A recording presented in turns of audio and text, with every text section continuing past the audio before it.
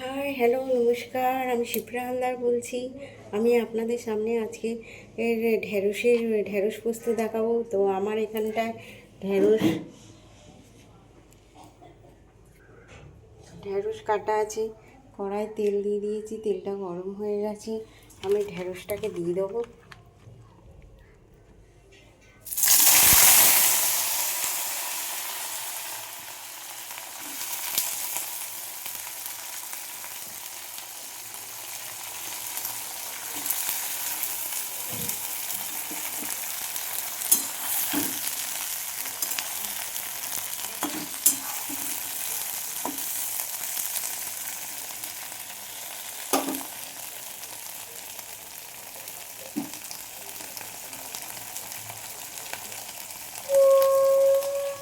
এখানে আমি আলুটাকে সিদ্ধ করে রেখেছি। হলুদ আছে, পোস্ত আছে, নুন আছে। হ্যাঁ, আমি ঢেঁড়স পোস্ত করছি। ঢেঁড়স পোস্তর সাথে টক ডাল ভালো লাগবে, তাই আমি এটা টক ডাল করে রেখেছি। টক ডাল আর ঢেঁড়স পোস্ত খুবই ভালো লাগবে।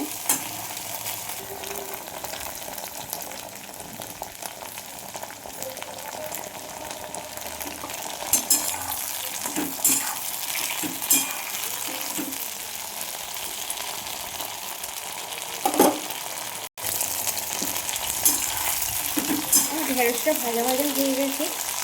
আমি এর মধ্যে আলু সিদ্ধটা দিয়ে দেবো। তাহলে সুগারের আলু সিদ্ধ করে জলটা করে দিচ্ছি, দিচ্ছি।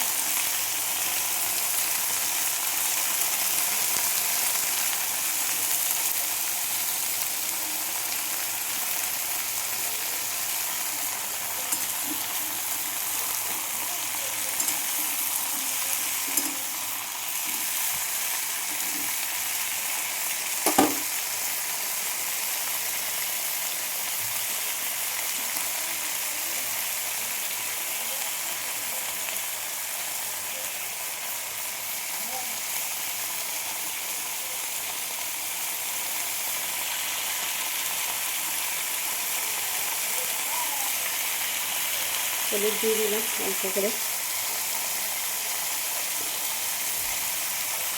পরিমাণ মতো নুন দিয়ে দিলাম, পোস্তটা দিয়ে দিলাম।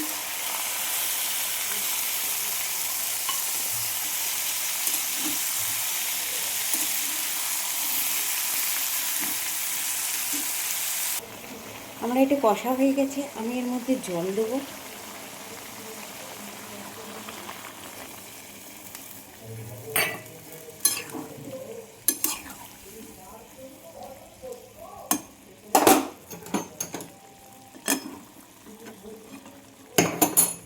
আমি এটা চাপা দিয়ে দিচ্ছি, এক্ষুনি হয়ে যাবে।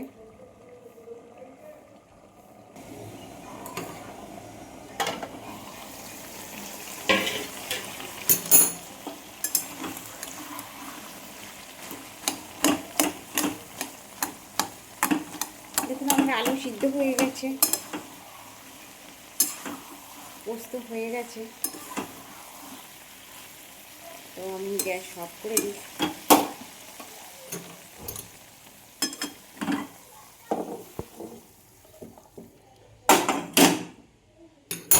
দেখুন আমার পোস্ত রেডি। হ্যাঁ, আপনারাও বাড়িতে ট্রাই করুন, আর আমাকে সাবস্ক্রাইব করুন, লাইক করুন, কমেন্ট করুন।